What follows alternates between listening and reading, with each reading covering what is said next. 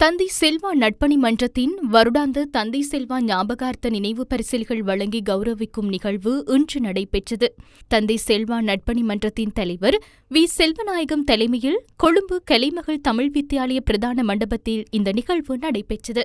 நிகழ்வில் பிரதமாதிதியாக கொழும்பு பல்கலைக்கழக பொருளியல் துறை சிரேஷ்ட விரிவுரையாளர் கலாநிதி எம். கணேசமூர்த்தி, சிறப்பு விருந்தினராக கொழும்பு கலைமகள் தமிழ் வித்தியாலயத்தின் அதிபர் முருகானந்தம் ஆகியோர் பங்கேற்றிருந்தனர்.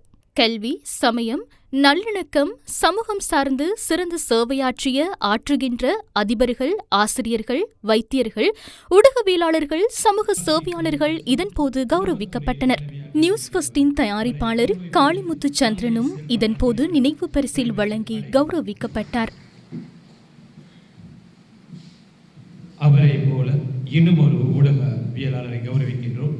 தந்தை செல்வாவின் 49வது நினைவு தினத்திற்கு இணையாக இந்த நிகழ்வு ஏற்பாடு செய்யப்பட்டிருந்தது.